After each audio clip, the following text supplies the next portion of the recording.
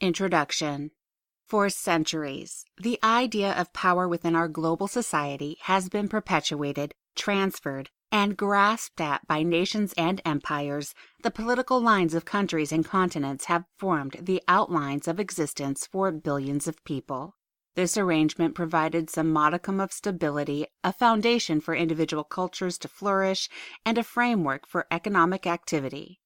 However, as with any man-made structure, certain elements decay, new pieces are added for support, and eventually its composition is irreparably changed.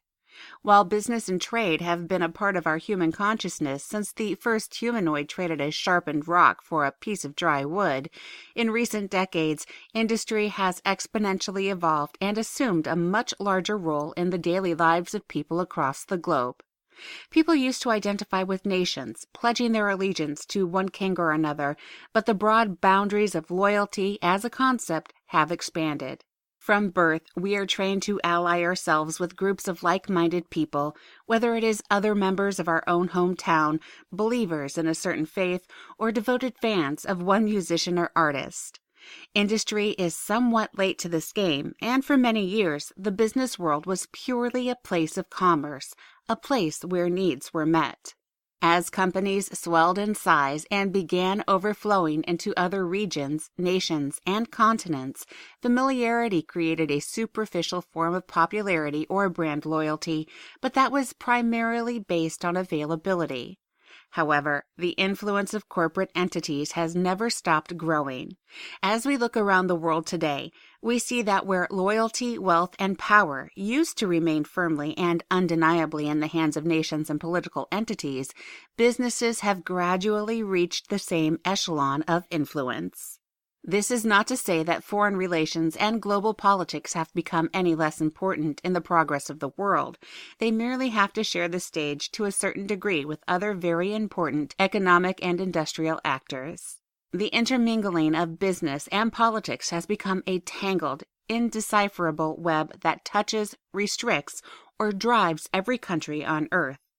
In reality, the number of sovereign states is anywhere between 195 and 203, depending on who you ask and what country they're from. However, for all intents and purposes, the number of sovereign nations on the planet should also include the massive political and economic clout of a few dozen corporations that exist and thrive around the world. For example, in 2013, Google reported a net income of approximately $12.92 billion USD. According to the IMF's report of global GDP, gross domestic product, Google is wealthier than 64 sovereign nations. A single corporation, which is less than 20 years old, has managed to develop enough of a loyal following around the globe to outrank roughly one-third of the planet's nations in terms of individual wealth. If you consider Google's net income, which is a more accurate measurement in comparison to GDP, then this search engine titan brings in more money per year than 114 nations of the world. These numbers and comparisons may be staggering, but you must also consider that Google is only a single company out of hundreds of multi-billion-dollar corporations. Google isn't the most wealthy, not by a long shot. It doesn't even make it to the top 50. Number 52 according to Forbes 2013. The point is, the days of thinking that the world is run by presidents, parliaments, dictatorships, and democracies are over. Although we may not like to admit it, money makes the world go round, and the significance of business and industry are undeniable. Unlike nations, where citizenship presupposes a certain amount of loyalty, the vast majority of global businesses participate in a free market, meaning that people can pick and choose which golden idol they want to worship. Competition is a cornerstone of commerce, which means that companies are desperate to grow, influence, impress, and engage more and more potential customers as possible. Certain companies seem to have found the secrets to success, the magic words that cause millions of people to flock to their doors, wallets in hand. Certain companies have the advantage of supplying a necessary, or perceived as necessary, product, such as oil companies and other energy providers, but the truly visionary companies are those that are not essential in the Maslowian sense of the word. The past 2 decades have seen the astronomical rise of tech companies as the digital age moved from dawn to daylight. Many of the most successful and wealthy tech companies have rather inspiring origin stories, but Google's rise to dominance has been particularly profound and thought-provoking. By largely throwing out the model for successful business practices and reconstructing a strategy for success from scratch, Google has been able to grow faster and more efficiently than most any company or country in history. For that precise reason, millions of hungry, eager eyes look to the company for inspiration on everything from product design to company culture. But on a purely quantitative level, the growth of Google is what fascinates people. This search engine, which at first glance is no different than many of its functionality competitors, has created an empire that spans industries, oceans, and generations. In other words, it's probably worth taking a look under the hood to see what makes this ever-growing, modern-day giant so consistently impressive, innovative, and successful. Chapter 1. Dream Big, Be Big. The scale of ambition is one of the most immediately impressive things about Google. Although, to be fair, the concept of a search engine is inherently ambitious. Accumulating and organizing the collective, ever-expanding knowledge of the human race is a daunting task for any company. Many people think that Google was the first search engine, but in fact, Google was nearly 6 years late to that party. Companies like AltaVista, Excite, Yahoo, and Lycos were enabling people to search the World Wide Web long before Larry Page and Sergey Brin brought Google into the arena. However, as they have done time and time again since that fateful step forward, Google went further than any competitor had previously done. They widened their gaze and based their search engine on real-world activity, crawling the web for new content and ranking websites based on relevance, reliability, and user feedback in the form of clicks.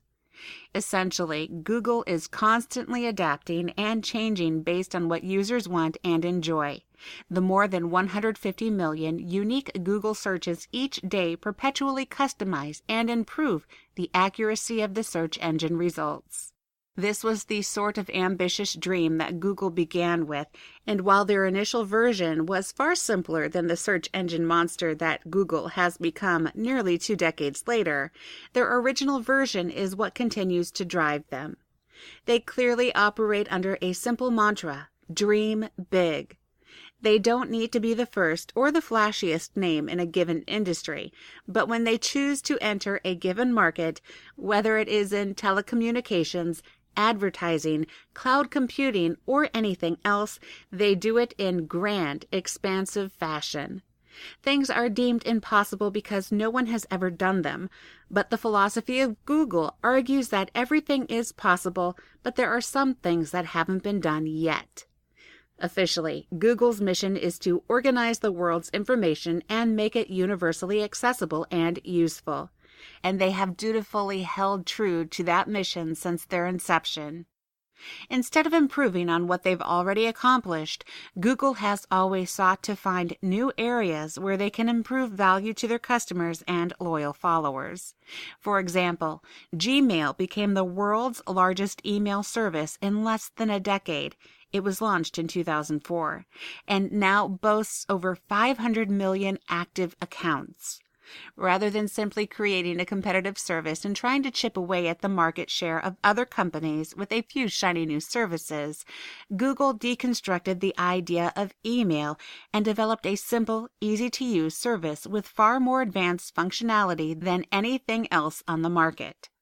The 2 most obvious issues with other email providers that held back and frustrated users was storage space and search capabilities. Google offered immediate solutions, providing a gigabyte of storage for users and access to a web search function. Gmail also united all of the other functions of Google, meaning that before the age of app stores, Gmail was the central hub where you could access all of your other Google-related tools, chat, calendar, etc. It wasn't as if these were well-hidden problems that companies were unaware of. These were glaring obstacles that users complained about for years. For every problem, there is a solution, and Google has consistently put its bold and presumably impossible solutions into the ring in dramatic fashion, often knocking its opponents out of contention. As business has risen in planetary prominence, so too has advertising, like a strange, symbiotic relationship on a global scale. Within the digital sphere, advertising is now a $40 billion business, and an impressive percentage of that is brought in by Google AdSense. What started as advertisements inserted in Gmail has now grown into the world's largest ad network. It has opened up internet advertising to hundreds of thousands of content publishers who attract customers to tailored website suggestions.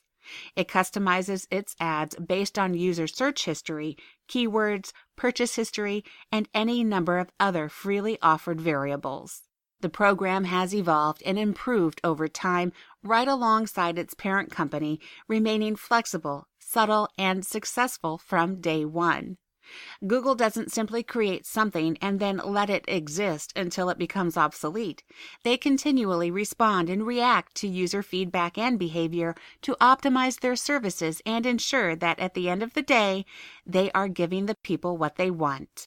Companies trust AdSense because it is run by Google, the unchallenged king of the internet, and the universal use and availability of Google means that its ads have reached more than 80% of the online world. At the time of this writing, e-commerce is projected to be a $1.5 trillion sector of the global economy. Many people argue that Google's AdSense, which has connected so many millions of consumers to business through an efficient, non-spammy approach, is largely to thank for the massive growth of that economic sector, which barely existed 20 years ago. In terms of what was discussed earlier in this book, this is the sort of global impact that corporations now have, if they have the ambition and the infrastructure to achieve it.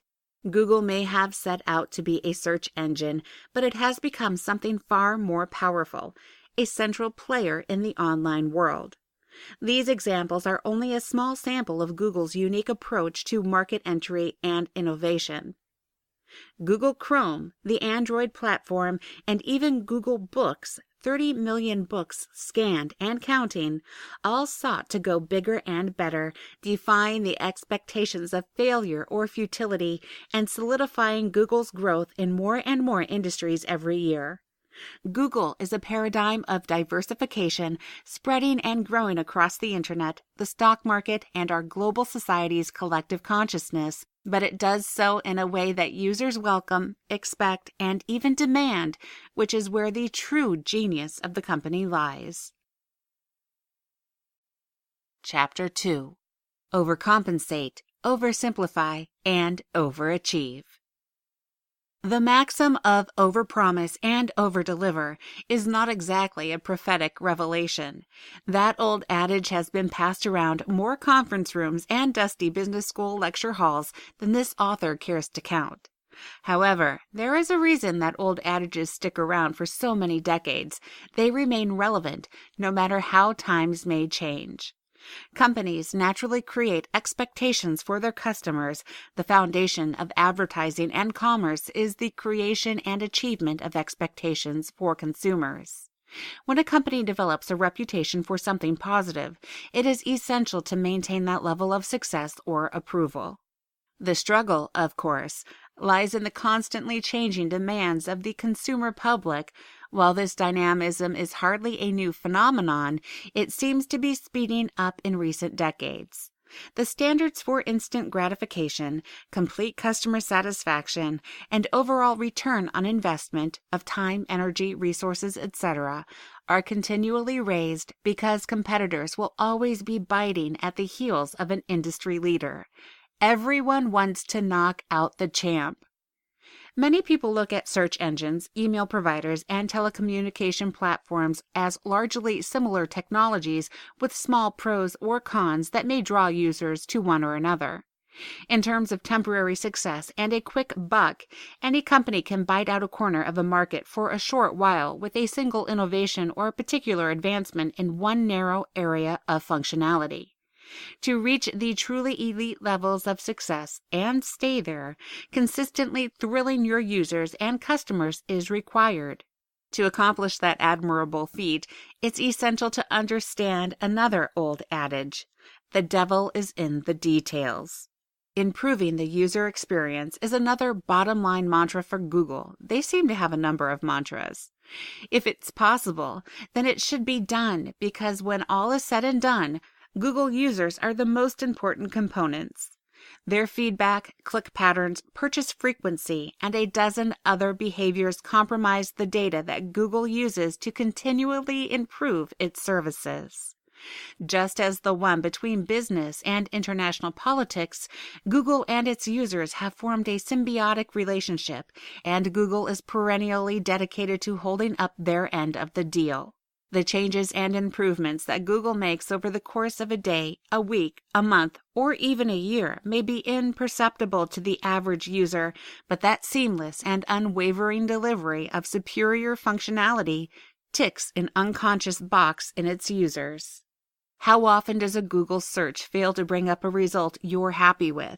Regardless of how disjointed or unclear your search query is, doesn't Google manage to figure it out? Has it ever taken longer than 0.5 seconds, provided you're on a reliable internet connection? The answer to those questions for 99.99% of people on the planet is a resounding no. Granted, you may occasionally have to readjust your search terms if they are truly off the mark and you want your answer in the top result, but barring any legitimately unrealistic expectations, the Google search engine functions as a mind reader. The search engine itself has evolved its own industry-leading algorithm hundreds of times every year since it was first released. There are a dozen or so major changes each year, but the algorithm is never the same for long. Perpetual growth and improvement is the hallmark of Google's search engine dominance. The algorithm has become so advanced that it is basically inseparable from artificial intelligence. It not only learns a user's habits and utilizes search histories to facilitate streamlined results, but it also reads search queries as ideas, not collections of words.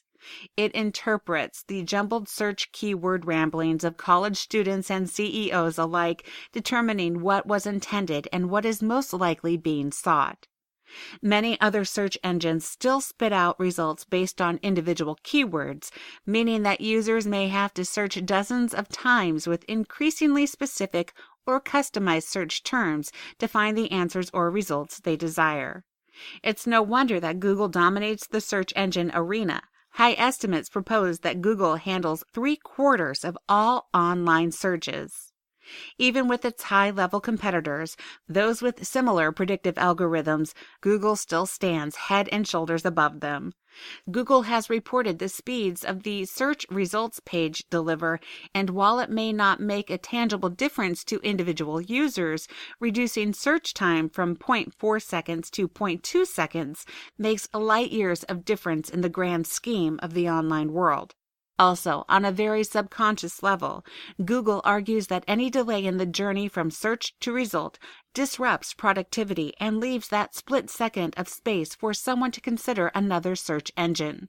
While that may sound silly to some, given that 0.2 seconds is slightly shorter than the actual blink of an eye, it matters to Google engineers, programmers, and algorithm designers. This overcompensation is what keeps Google ahead of the pack. It literally doesn't allow their users' minds time to think of trying a competing service. A poor user experience can be just as damaging to a company as a poor product or service. Slow generation of a results page might cause users to question Google's reliability, but aggressive or distracting ads can threaten users' interest or preference for Google's overall aesthetic experience. The simplicity of Google is legendary. For many years, their search engine page has remained remarkably stark, empty, and focused on one thing: searching. Although Google has its fingers in the pots of a dozen industries, it also knows when to focus on a single thing: For millions of users, Google's search function is the single most important aspect of their relationship with the company. The search page isn't cluttered with unwanted ads or extraneous messages from the company. The average number of actual words on a Google's homepage is usually less than 40. As the famous French poet and designer Jean Cocteau once said, "Style is a simple way of saying complicated things."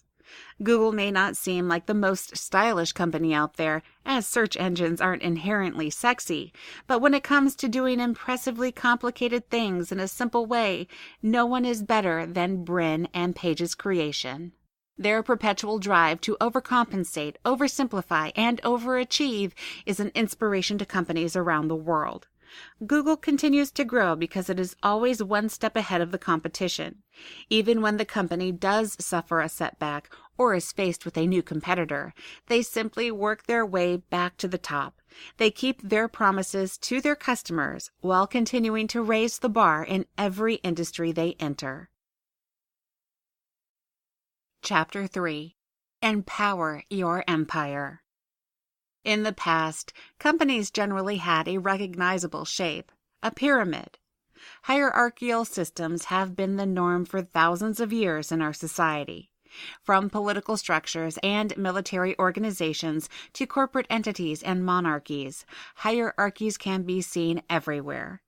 This sort of top-down leadership has evolved over the past century or so, but there are still constructs that inevitably make their way into the vast majority of companies. Even in liberal, open-plan philosophies, there is some level of control or authority, a manager to report to, a creative director, an innovation guide, whatever the company calls it. There is still some vestige of that old hierarchy, perhaps wrapped up in a different title and a different superficial structure.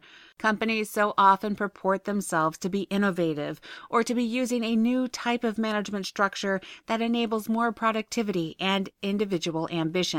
But there are many businesses that try to lure talent with false freedom and are still restrictive, competitive, cannibalistic, and ultimately racked by the same problems as old-school hierarchies. Google, as has already been discussed in earlier sections, is a company that backs up its promises, and that doesn't only apply to its customers. Employees are the key variable that makes Google a success, so every effort is made to liberate their creativity, utilize their potential, and empower them to new heights for the benefit of the company and the world at large. The hiring process of Google is one of the most intense in the business, and with approximately 1,500 applications coming into Google's mailbox every day, they have the cream of the global crop to choose from. However, Google's hiring practices aren't directed at a single ideal candidate. Google understands that to achieve global coverage and dominance in their various industries, they need a diverse group of engineers and innovators that will think in different ways, identify problems that others might miss, and find solutions from new directions. Having a wide pool of talent and specialization means that establishing a formal work structure, reporting structure, or hierarchical oversight would be foolish and unproductive.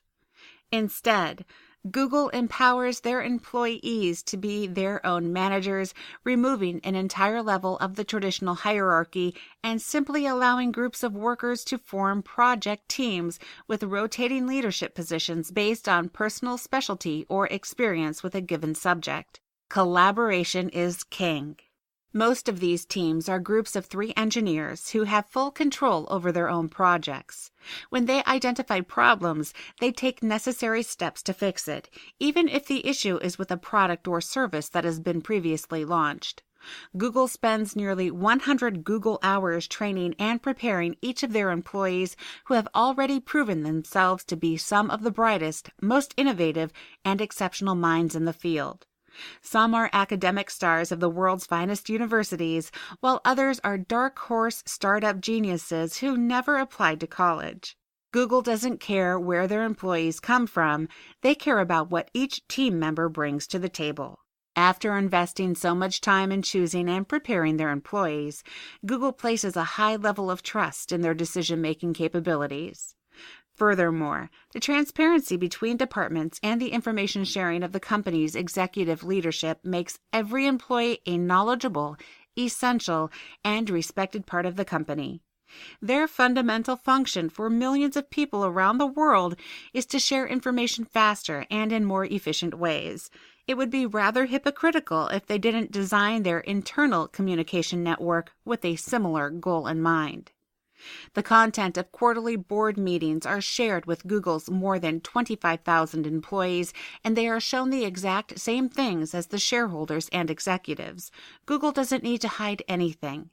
Open communication and honest discussion of ideas, plans, projects, and new ventures is something Google promotes, not actively prevents. For that reason, they believe that their employees should understand just as much about the vision and the direction of the company as the executive team. After all, the engineers, designers, and innovators are the ones doing the legwork to turn major company ambitions into reality. Beyond these project teams that run and monitor themselves, Google is also a big fan of blue sky thinking, pursuing new, occasionally outlandish ideas and seeing how far they can go. Progress is not about playing it safe, and that implicit trust that Google places in its thousands of employees allows them to pursue their own projects with 20% time. This program has become a widely admired and emulated system that essentially gives employees one free day per week to work on whatever new projects or dreams they want. Google's revolutionary driverless cars, which have logged over 750,000 miles without an accident in these early testing stages of this fascinating new technology. This was a pet project of some of the engineers out in Palo Alto that has put Google into one of the most exciting and potentially lucrative industries in the coming decades. Without the flexibility and empowerment of those employees, Google wouldn't have nearly as many projects in the works or even on the cutting room floor. Sergey Brin's breakdown of focus is 70% search and advertising, 20% in strong potential products, and 10% in new innovations. This simple division of attention and resources within the company hasn't changed much in recent years, and it provides the foundation for continuous capital flow and an attractive environment that draws top talent from numerous relevant fields. By granting employees freedom to explore their own ideas, providing all of the necessary information for their assigned tasks, and constantly seeking out new data and customer feedback to improve innovations to the user experience, Google has essentially deconstructed the corporate hierarchy and made every employee a potential leader. As someone's idea grows, their position within the company does too. However, while this may lead to detrimental competition in other companies, employees of Google are a special, collaborative breed. They are devout believers in Google's mission, obsessed with improvement, and intensely devoted to innovation, more so than personal gain or glory. Google is able to sustain their growth because every piece of their complex corporate puzzle can be impactful. There is no telling where the next spark of brilliance may occur, nor what interesting new fires it will start. Maintaining this balance of leadership, creative vision, and perpetually motivated employees means that the company is truly greater than the sum of its parts because it has some of the most unique and empowered parts in the business. Chapter 4. Pick your battles. Choose your allies. When it comes to dominance of the digital sphere, Google does not completely stand alone. Yes, certain products and services of the company lead their respective sphere and have done so for many years, but there are other newer ventures where Google has taken hits and had to go into the proverbial trenches with other tech giants like Apple, Amazon, and Facebook. Google is so comprehensive and widespread in its activities that it often faces competition from numerous industry challengers at once, something that niche companies or more one-directional organizations don't struggle with. Competing for attention and traffic is something that every company deals with, but Google has to handle advertising, social media platforms, telecommunications, software, hardware, app platforms, and every other industry that they're delving into. No matter how big, ambitious, or wealthy Google becomes, it can't field every battle with competitors. A wise company knows how to be patient, learn from the mistakes of others, and offer something legitimately competitive or advanced when you do enter the market with a new product or service. When a company has many facets and interconnected parts, it can be difficult to choose where to push and where to hold back.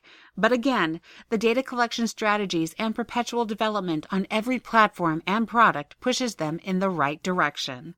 The tech industry has been in a complex arms race for over a decade, and it has only become more intense since the advent of laptops, smartphones, tablets, and phablets, and will likely grow more urgent and competitive with whatever comes next.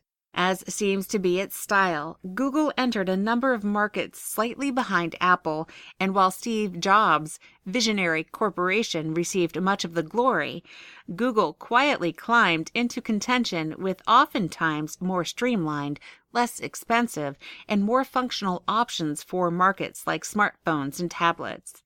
Instead of going head-to-head with Apple's loyal following, Google added something that Apple couldn't and acquired the Android platform, which greatly increased the functionality and convenience of all their products for loyal Google users.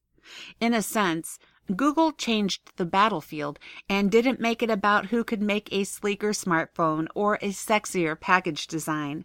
They were far more concerned with what the actual usage patterns of the products were going to be. They tailored their rebuttal products and platforms to more accurately predict their customers' needs, and this consideration won them a significant portion of the market.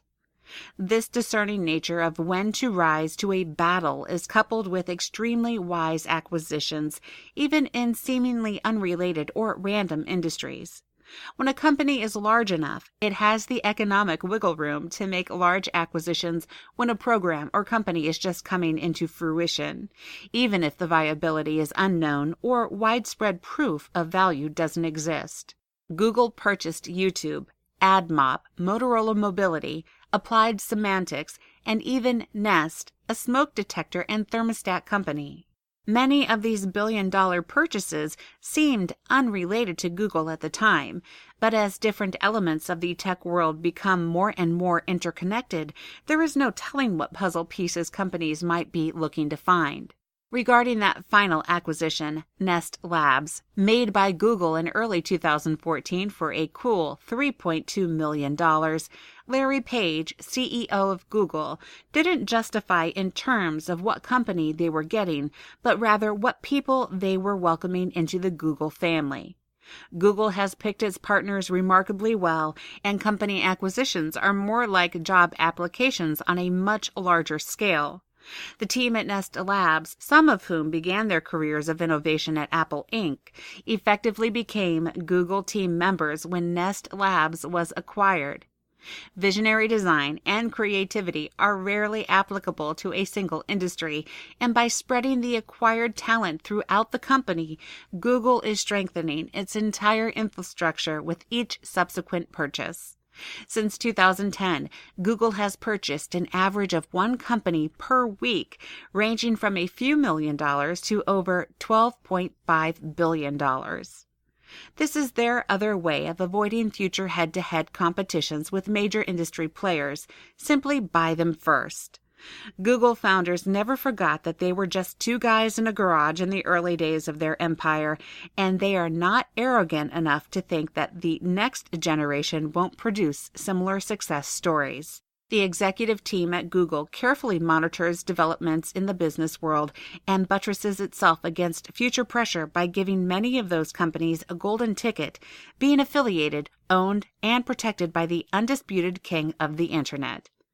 Google knows that competition is healthy, but it also can be distracting, disruptive, and detrimental to a company's bottom line. By turning potential enemies into allies and using smaller, innovative companies as veritable incubators of great talent, they skip some of the slow drudgery of seeking out and shaping top employees. It's a win-win situation for everyone involved, and Google continues to lure the best minds that the world has to offer. Chapter 5. Explore, Engage, Experiment. There are certain tech companies that put a lot of stock in flash and panache. They spend excessive amounts of time and energy creating a mystique or an exclusivity to their products that is inherently attractive. The legendary secrecy and meticulous attention to detail of Apple Inc. comes to mind immediately. Steve Jobs was famous for finding and eliminating every possible mistake or obsolete element of his products, obsessively dedicated to perfection.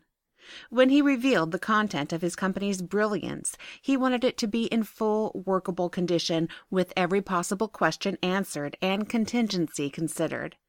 Apple also values its privacy above all other things. Leaks and unwanted revelations of what's coming next have always been a problem for that company. Google has found success in a much different way, integrating its users into the developmental process as much as possible and finding errors based on real user experience and feedback rather than brainstorming every possible issue in corporate think tanks. One of Google's many philosophies is to see the world as their laboratory. If their services are meant to exist and flourish in the real world, then that is where the ideas should be tested, stressed, explored, and improved.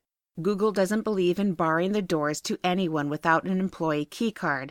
In fact, they welcome anyone to add, utilize, and even code programs using their core processing infrastructure. That may sound like madness for any company to allow the average person to get close to their intellectual property, Apple's worst nightmare, and yet Google operates under the assumption that with the proper regulations in place, they shouldn't restrict their platform to Google-designed and inspired functions. Despite Google's exhaustive efforts to find top talent, there will always be prodigies and light bulb moments that Google wants to be a part of. By allowing users to piggyback on much of their functionality, Google is far more likely to already be implemented on the ground floor of new projects of which they were not even aware.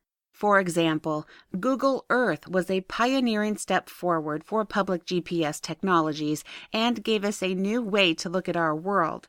If Google had closed that technology and not allowed it to be implemented in new and ever more informative ways, then what good is creating such a brilliant technology?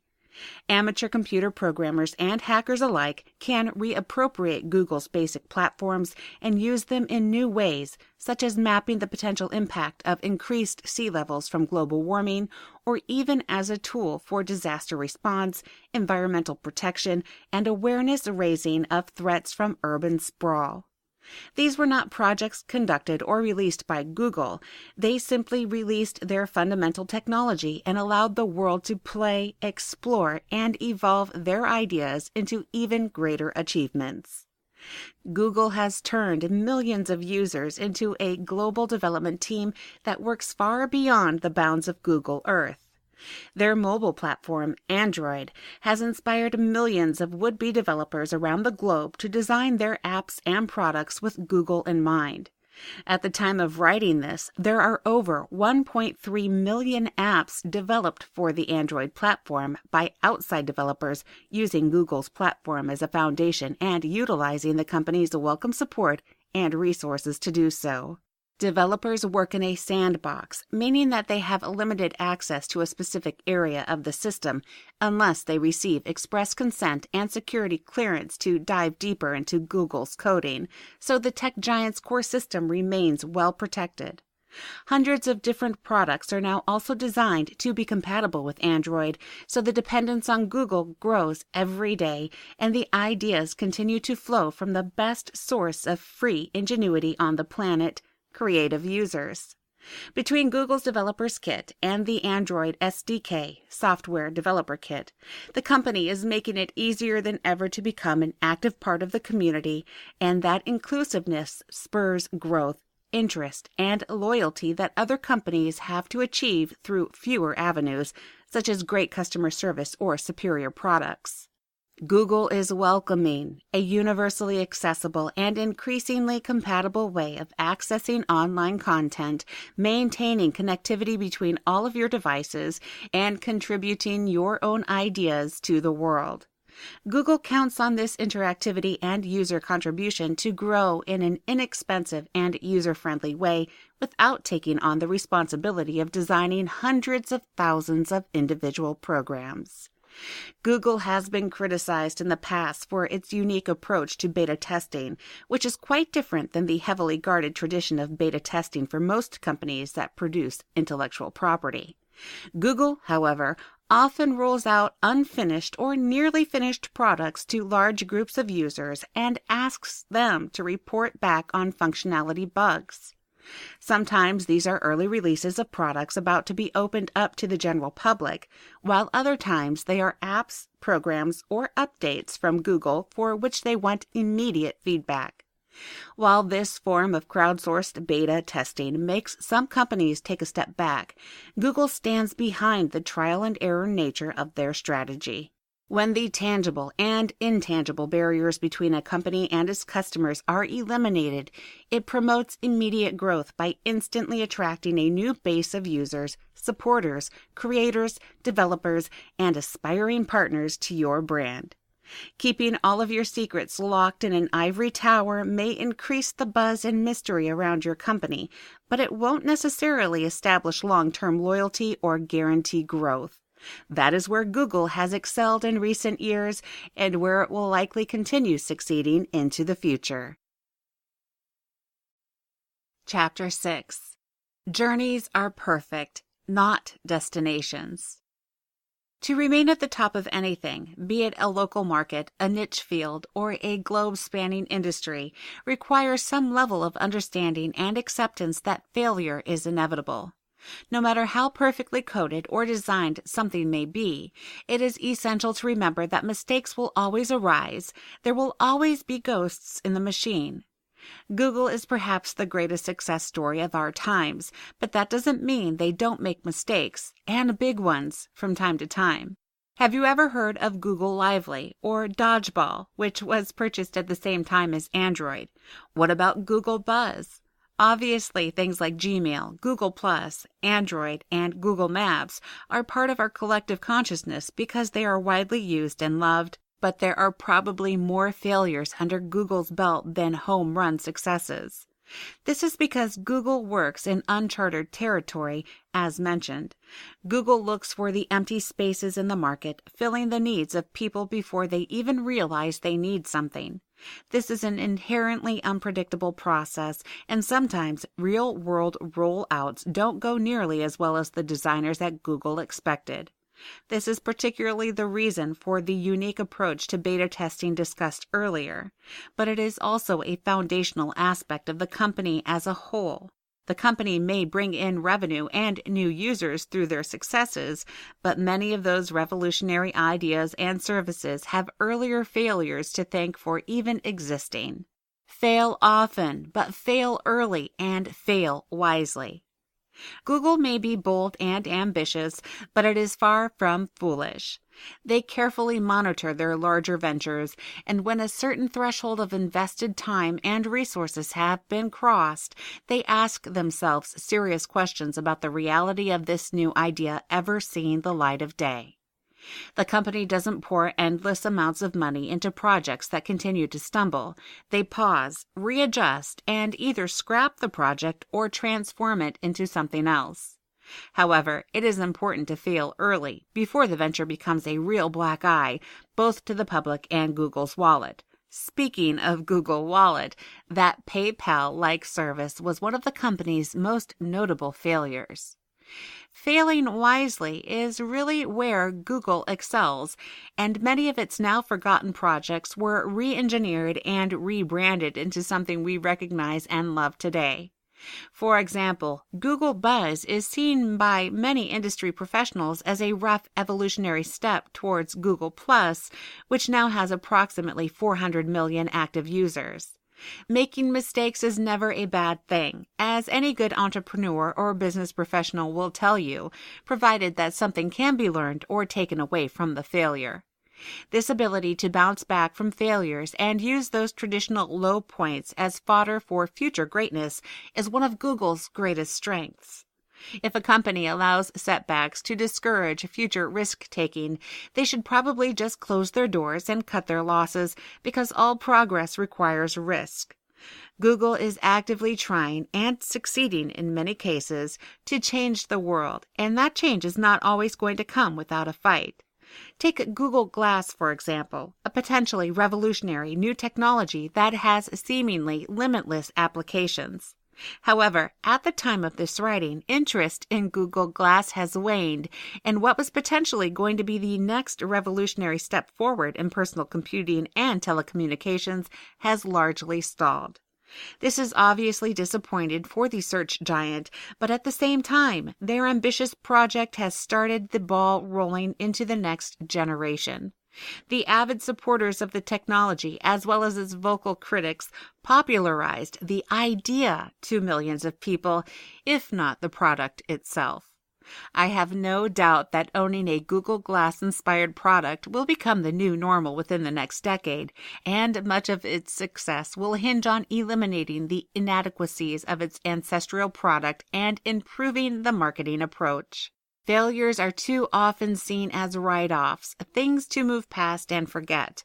But the cutting room floor of the world's top companies are littered with brilliance, perhaps developed too early, not approached properly, or not fully pursued to their natural end. For every Gmail, there is a search wiki, and Google wants to keep it that way. As a search engine, Google understands that nothing is perfect. An algorithm will never exist that produces the precisely desired result for every search. Imperfection is unavoidable. The pursuit of perfection, therefore, is never ending. They encourage their employees to pursue their own ideas, make their own mistakes, and apply the knowledge gained to the next shot in the dark. When 25,000 people start dreaming, a lot of unicorns and impossible visions come to the surface, and these often fail. However, when 25,000 people start dreaming, truly amazing things can also be discovered. Google counts on failures to grow their business just as much as their successes, because failures form the foundation for their future.